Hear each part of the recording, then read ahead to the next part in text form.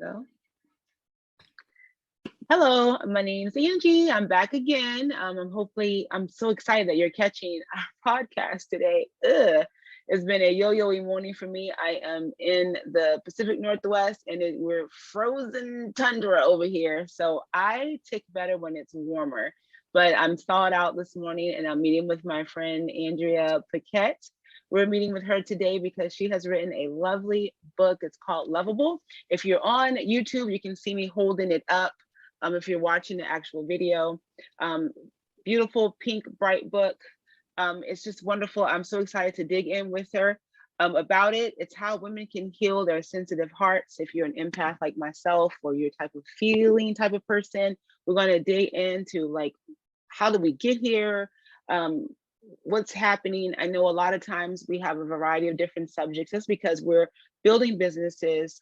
We also have family. We also are individuals. And sometimes we may do things and we wonder, why are we doing such actions? And so we're going to discuss that today. So thank you, Andrea, for meeting with me. I really appreciate it. Thank you for having me, Angie. I'm really excited to be here. I love talking about this stuff. I love supporting women. So let's do it. All right. So I want to ask you right now, like, why this book? Why right now? For boy, yeah, this has been a culmination of a lifetime journey, really. I've always been interested in emotional health. I was interested in it from a child and couldn't quite get a handle on it for myself personally. And just going through my career, I'm a pediatric nurse practitioner and a holistic nurse practitioner. And basically my practice right now is with children with mental health issues. And I noticed that the kids were just not getting better if their mom was not well. And you don't even have to have a diagnosis to be not well. What I consider not well is normalized in our society. So mom's going around with lots of stress and worry and overwhelmed, too much to do, overcommitted, lots of negative self-talk. And I've got their kid in my office with depression or anxiety, trying to help them out. And the moms, this is what I just noticed over and over, the moms just don't have the bandwidth to help their child. And they want to so badly, they get help for their child before themselves. So I switched over to coaching women with these kinds of emotional issues. And the book came out of that. And I really found that a concept I latched onto called childhood emotional neglect, which I related to, I just started to run with that. There's just so much hidden in the way we think about ourselves, talk about ourselves to ourselves in our head, our thoughts that are so limiting for so many women and men too, but I focus on women, that it just started coming more because I was digging into it and really learning and healing myself. And then friends were saying, you're kind of an expert in this area. You've been doing this for a long time. Maybe you should write a self-help book that would actually, be more helpful to people and still put lots of stories in it. So that's where it all started and culminated in this book that I actually got done.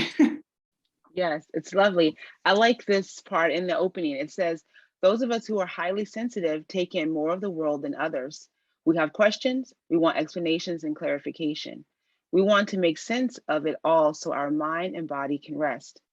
When we are children, we have no idea how to regulate our sensitivity as we are constantly bombarded with information. We only have our tiny child brain to figure things out and come up with answers. This is how the habits of overthinking, analyzing, and problem solving start. Yeah. I like that. Because sometimes, you can be in the same household with 4 kids.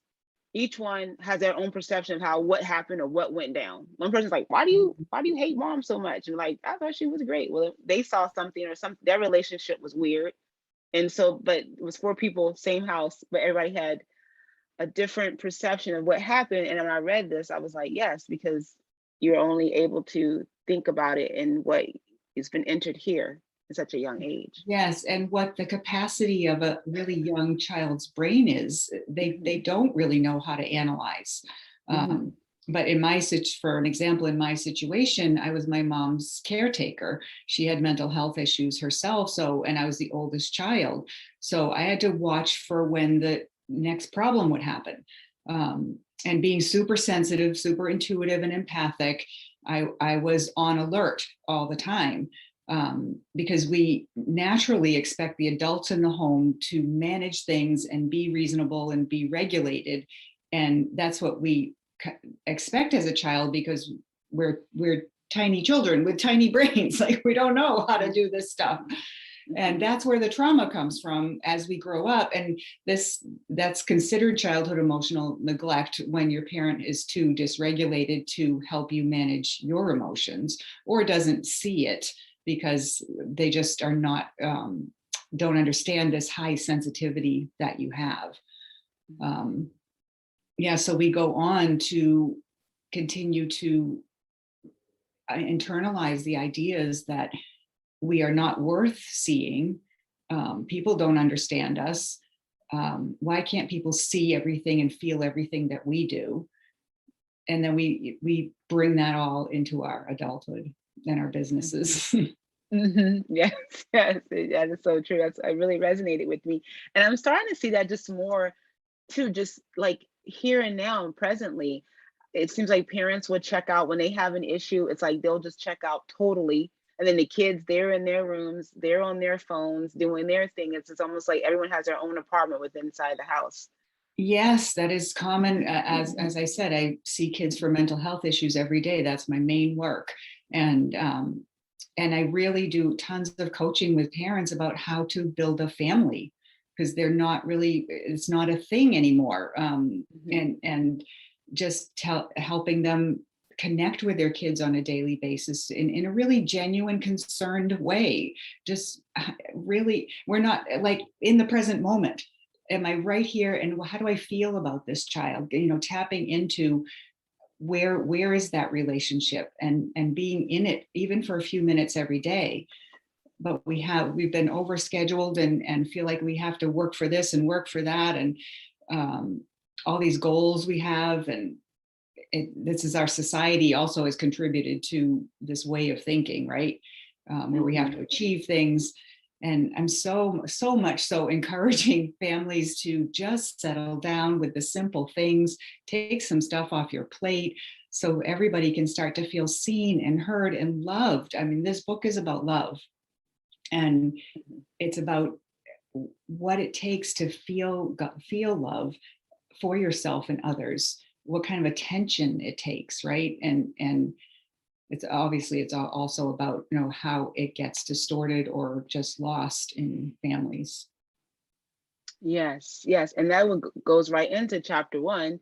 That's just all that meaty things that we just covered is in the introduction. And then you hit chapter 1 and you start to talk about the forgotten child. Like when their unique interests and desires aren't nurtured, they become sad and depressed, angry. And then, like you mentioned, they come into the caretaker role. And so then they're not even really allowed to be a child. Yes. Yeah. It really hit me when I realized that happened to me in my childhood. I was always praised for being the mature one, the one that solves problems. This is from very young. And so I thought, that's my identity. That's who I am. And I'm good at all those things. And it was really unconsciously on parents and relatives' parts, very unconscious, but it was a way to keep me in my place so that other people didn't have to deal with my mother's rages or crying or whatever was going to happen that day. Yeah. Are you the oldest? I am, yes. Do you think that because I'm the oldest, do you think that happens a lot with the older child? Like you kind of become the assistant?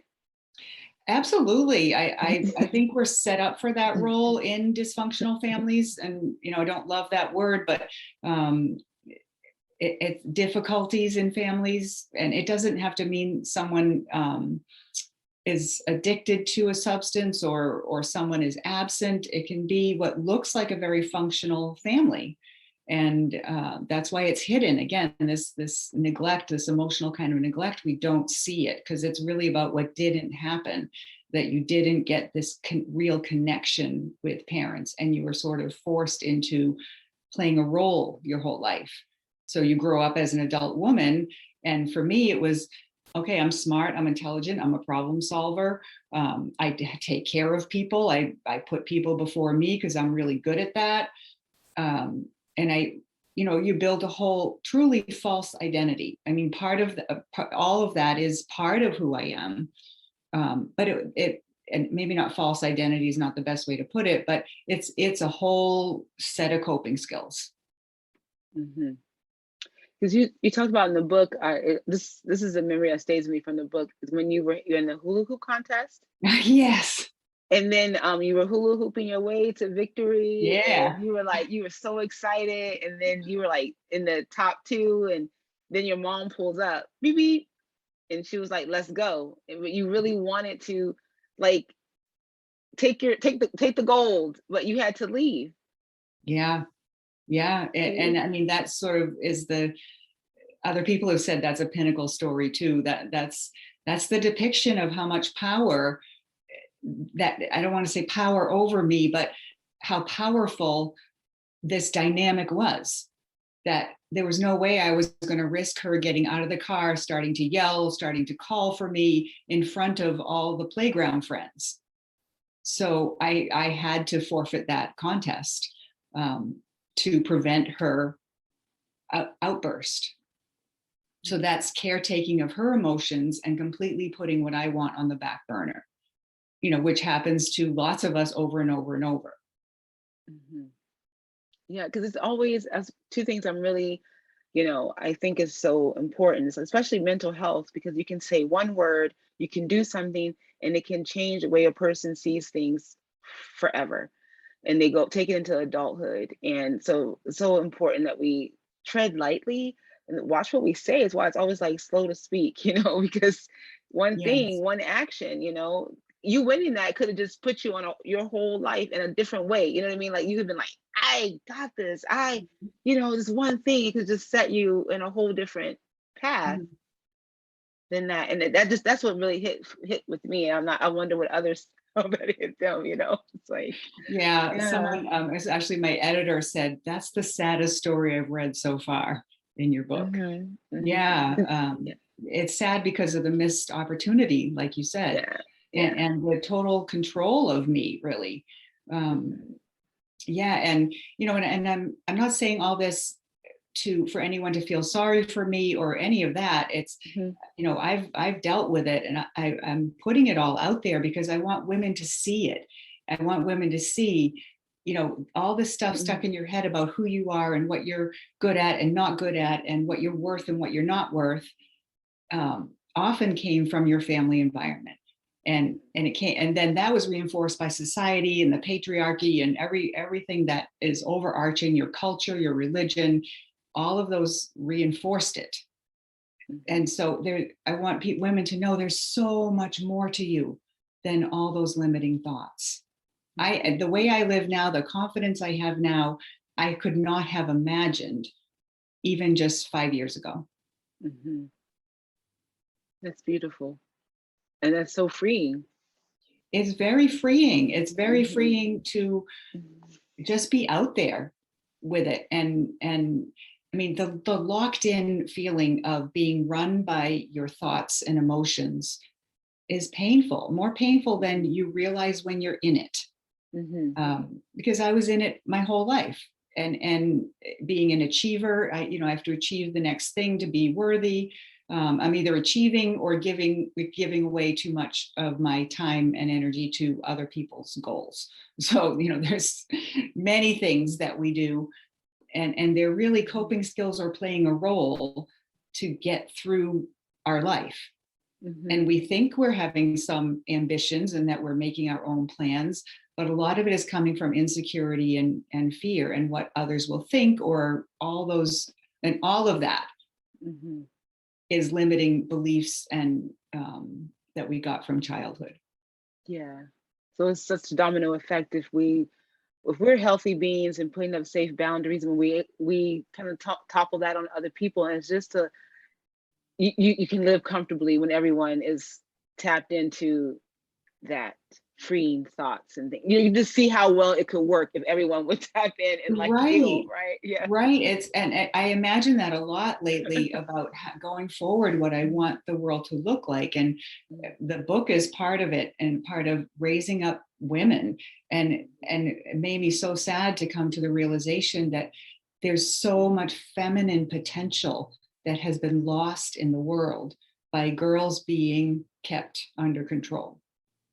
And what if all that feminine potential was released? What if we all got rid of all of these thoughts that hold us back and just went ahead and did what we want, what we love, and really just do it in a way, again, no attachment to outcome, all the things we've learned and we try to keep putting into our lives, they don't stick until you work with these old emotional issues. You know, you can say all the good things all the time, and that's why they don't stick, is that, you know, I have this big goal and this is something I really think would be awesome. But if you're attached to it as part of your achievement or identity, then it won't come out the way it should, the way you want it to. Mm-hmm. Yes, that's very insightful. I like here when you're talking about self-awareness, and it's actually going into, if you pick up the book, there are different practices that you can do. You can, you know, I'm big on journaling. Everybody knows that. So getting a journal, your favorite pen, because there's lessons at the end of each chapter that you can work on. And this one is the daily awareness practice, because you says the following practice of building self-awareness will help you discover and unravel false beliefs, distorted thought patterns, and harmful behaviors. By taking ownership of your daily energy level and mood, you will begin to shift new thoughts, beliefs, and behaviors. And you give a daily awareness practice that a person could do if they want to start to shift into a healing. Would you like to just touch on that briefly? Sure. I don't have the book in front of me, so I don't know exactly what the practice is, but that's okay. We don't have to read it. It's really about tapping into yourself, taking that time to say, what is my energy level? You know, what do I really want to do? And those become your first priority. And if you do this daily, then you're right on track for yourself. You start to get to know, and sometimes, you know, when you first start, for instance, maybe you can't even assess what your energy is, because your mind is going, these are the things I have to do. I'm not going to consider my energy level. But it's all about new habits and new focus on, where are you at? What do you want? What are you able to do today? And can you just go ahead and do what you want, and maybe some of what's necessary, because we all have to do that, within the energy level that you have, and let that be enough. Mm-hmm. And what if you did that every day and it was always enough? I mean, just the ease in that feels so nice. And then you would start to prove to yourself that stuff actually gets done, and I'm really okay, and I'm really doing my life, and I have half the stress and worry and beating myself up than I ever had before. Yeah, I love it, because that rolls into another big thing that I'm big on, is self-care. And you talk about that in the book, you know, how our brains is wired to seek safety and satisfaction.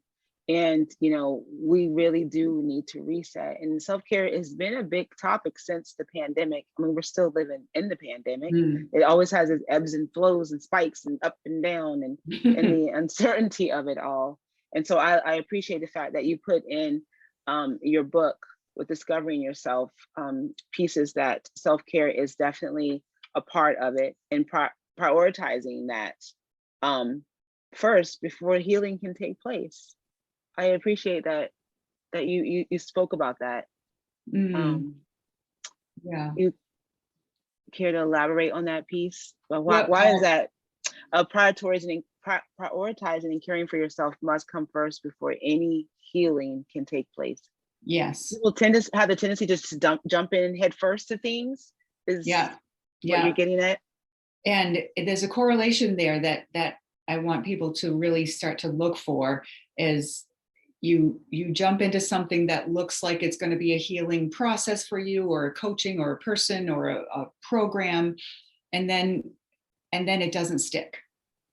And over again, it happens. And you always just blame yourself through this, whatever, all the things that we do in our head to make it our fault.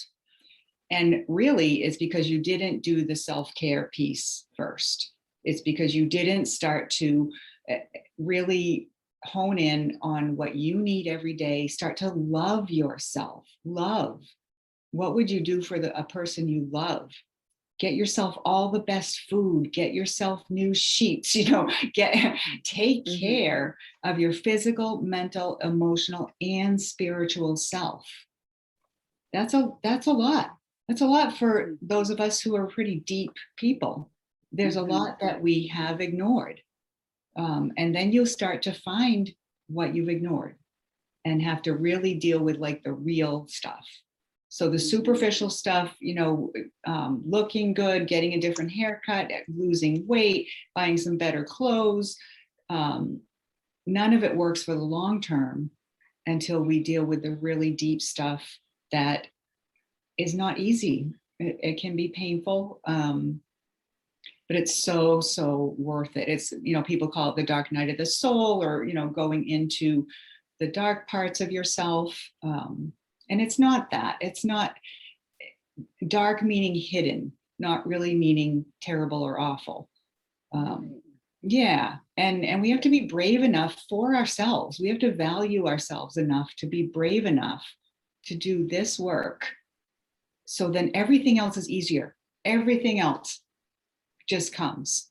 And then you go and then you trust your intuition and you pick the program or the person for your next step of healing because you trust yourself now. Right? When you are embodied in yourself and grounded in who you are, and you've been through the crap part, the hard part.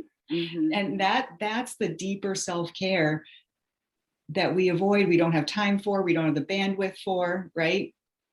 It's there in every one of us.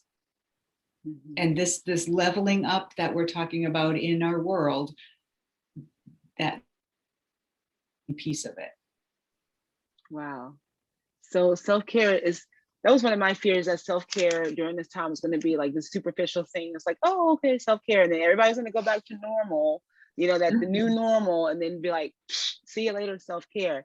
But I'm so happy that we are getting books on why it's so important to self-care, why it's important to take breaks, why it's important to reset, because it's really a foundation to be able to step up to the next level of your healing, because you have that routine. I find I have a routine in the morning that I do, and we talk about the keys to wellness, that all, environment, physical, all that plays a significant part. And when all those things are in balance, you're more of a well-rounded person. And if you're tapped into those things, you'll know when something's off. Like maybe you spend too much money, so your finances is a little bit, so you get a little grumpy, right? So you know where to check in at and say, okay, I need to like fix this. So I really appreciate your points in the book. Yeah, and it's about prioritizing yourself, right? Setting those boundaries, and no matter what happens, you get your breakfast every morning. It's over and over again, and that gives you this feedback loop where you start to value yourself. You start to see, yeah, this is something I really need, and now I actually know how to have a boundary around it. And again, the feedback loop is so supportive when you realize you have your own back. Can you imagine? You have your own back. No one's going to mess this up for me. And and believe it or not, you can still give to everybody else. You actually have more energy to give to everybody else. Yes, yeah. That is so true. Oh, thank you for sharing that. See, priceless. That's why you should tap in. Okay, so in closing, I just really like, as the book starts there's many chapters. So I'm just giving you little nuggets to wet your palate, so you can just feel like you want to dig in. Developing self-compassion happens in each moment. You choose to be aware of how you are feeling and thinking. And I just really like this because, yes, we can get up each morning and we can just choose how we want to go about our day and not let someone steal the joy, or, I really appreciate that point. Yeah, choice is freedom. Yeah.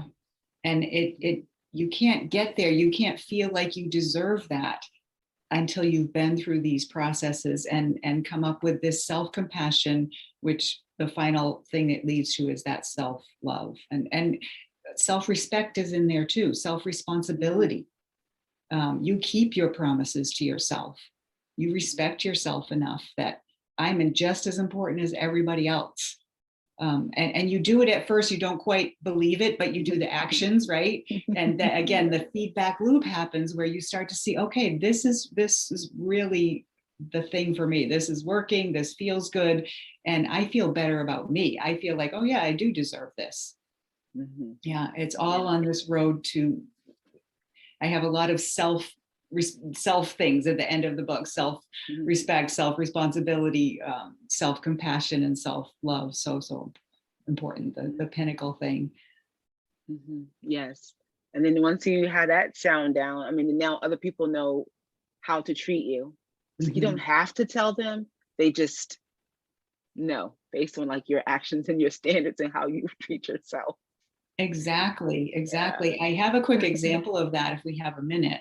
Yes, we do. So I used to be insecure, just naturally anxious and insecure sort of all the time. And especially with my work, if someone challenged, like working with young children with mental health issues, sometimes I would have, I would just call them angry dads. So fathers that would want to come in and speak to me separately because they make sure they're being represented and, quite overbearing and sometimes angry at me. And I was very afraid of them. And I professional, but it was a very difficult experience for me. When I came into my full self-worth and self-confidence, it's not that I handled them better. They just never show up anymore. They're just not there anymore. That's what happens. I like that. You don't have to do the work. I mean, like the work is already done. You do the work on yourself and life changes. You don't attract that anymore. I don't need that lesson anymore. Yeah, I get that because I had a friend and we would go places and she would walk with her head down. Like she would always look like timid. And I said, lift your head up. I go, predators, people look for women that are look like they're scared or you're not paying attention, you're looking down. I said, put that head up and look like, hey, you don't want to mess with me, And so when you have that, look, they're looking for that type of prey, the scared one, the one that looks like they're not aware of their surroundings. And so just feeling sure about yourself, and that makes people say, okay, I'm not going to pick on that one, So I hear what you're saying with that. Thank you for sharing that, and congratulations. Thanks. Yeah, you don't have to have that feeling inside. I can only imagine, like, oh boy, here we go again. So thank you. So before we take off, I definitely want you to mention if the book publication date is already passed. So that was April 4th. I have one of the proof books, which I was excited to get because I was like, oh, I feel super special. And so where can people find your book? So when it gets published on April 4th, it hopefully will be in all the bookstores. I'm trying to get it into a lot of local bookstores. It'll be on Amazon. My books, it will be there.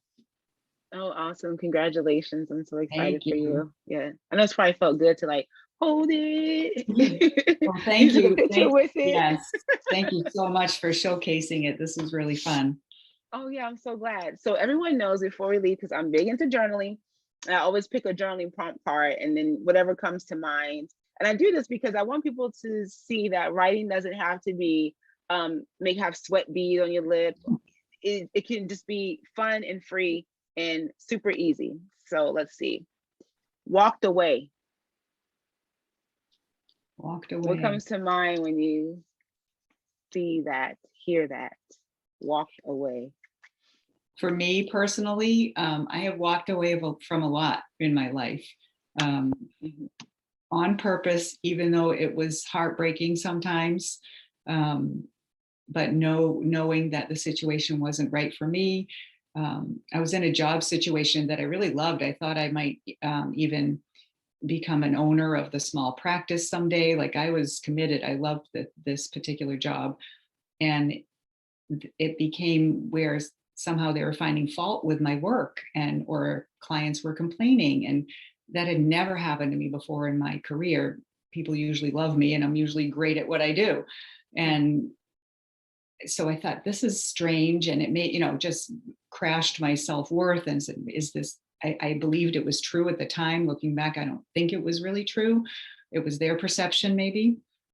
And I didn't want to wait to be fired. They just kept having meetings with me saying I wasn't doing a good job. And so I walked away from something I thought was going to be my whole future. And good thing I did, because here I am now in a whole different future. Yeah, yeah. And it's working out, and you're going to be reaching a lot of people, even when you're asleep and someone goes and purchase your book, right? That's a lovely feeling when you wake up in the morning. And so you're going to reach more people. So that's awesome. Yeah, So, I'm so excited to yeah. hear from people. Yeah, congratulations. Well, thank you Thanks. so much for taking the time to meet with me. And in your own words, where can people contact you or get in touch with you if they have questions, or they just want to follow your work? Where can they do that? Yes, absolutely. So I am on Facebook, and my business is called Woman to Woman Life Coaching. And my website is Andrea at Andrea Paquette NP for nursepractitioner.com. And I'm also on LinkedIn, and my Instagram is AnPac03, ANPAQ03. So I'm putting stuff up about the book pretty regularly in all those areas, Facebook, LinkedIn, and Instagram. And you can always contact me through my website. My email is Andrea at AndreaPaquetteNP.com. Okay, awesome. We'll make sure we put those links too in the show notes so you can click away. So thank you, thank you, thank you. This has been such a wonderful conversation. I hope that you tap in and pick up the book and join her community and just have a safe space if you're needing. I just think we all need this type of work.